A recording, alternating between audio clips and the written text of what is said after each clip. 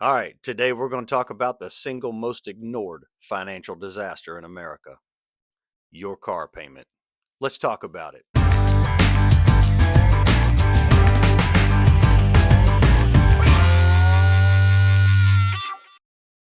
And we're not talking about inflation or groceries or gas or the economy. We're talking about your car payment because nothing says I'm struggling like an $800 car payment sitting at a stoplight in traffic.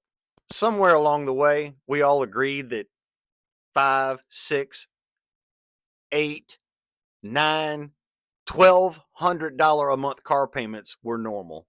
They're not. When did this happen? Did I miss the meeting or didn't get a memo? At what point did we go from I need transportation to I need a car that's so nice and has makes my personality look good on the street? Oh, and it has heated cup holders too. And don't worry, people will defend this like it's a family member. You bring it up and they go, well, yeah, but it's reliable. Buddy, for $900 a month, it better come with a therapist and a side hustle. Now, let's just do some quick, terrifying math. Let's say you got a $750 a month car payment for 72 months, because of course it's going to be 72 months. That's $54,000 for transportation. Not a house, not an investment, not something that grows, but something that goes down in value, costs you insurance that the state makes you have, smells like fast food in 6 months, and it'll never love you back. And then people say, well, it's only $750 a month. That's $9,000 a year. That's a vacation. That's margin. That's peace. But no, you wanted the air conditioned seats. And now we've entered the darkest chapter of this story. 84 and 96-month car loans. That's not financing. That's a hostage situation.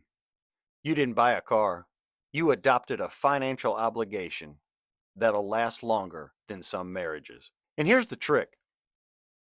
They're not selling you a car. They're selling you a payment. They're not asking you, can you afford this car? They're asking you, can you survive the payment? And that's how people making really good money still feel broke because of that hunk of metal sitting in their driveway that's losing value every day. I need a truck. No, you don't. You need groceries and a lower blood pressure. I need a truck. No, you don't. You need groceries and a lower blood pressure. But it's safer. You know what's unsafe? Being one paycheck away from total disaster. But I deserve it. That's the most expensive sentence in America. You don't deserve a car payment that hijacks your future. I'll just refinance it later. I'm not even going to get into that one. Here's a few things that I jotted down that nobody connects. The car payment affects how stressed you feel, how much you can save, how long you have to work, how trapped you feel, whether emergencies feel survivable. I mean, that's a big one right there.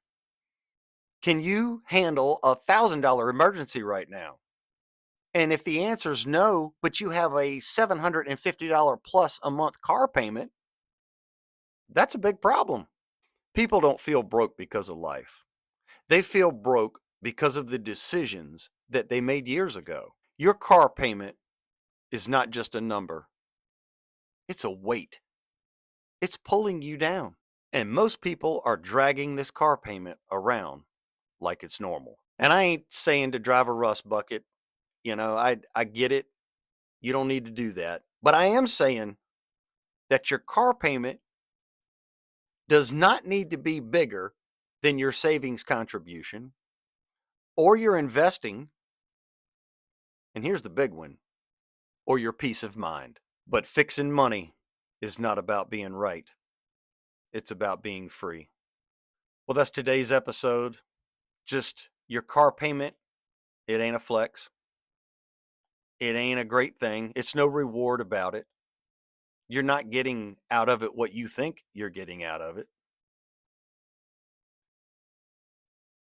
And it's not harmless. to do this car payment thing. It's the quiet reason why a lot of people feel stuck. I'm going to keep saying these things that are uncomfortable out loud so you can hear them, because I think we all need to hear them sooner or later. Also, don't worry about what's going on in the White House. You worry about what's going on in your house.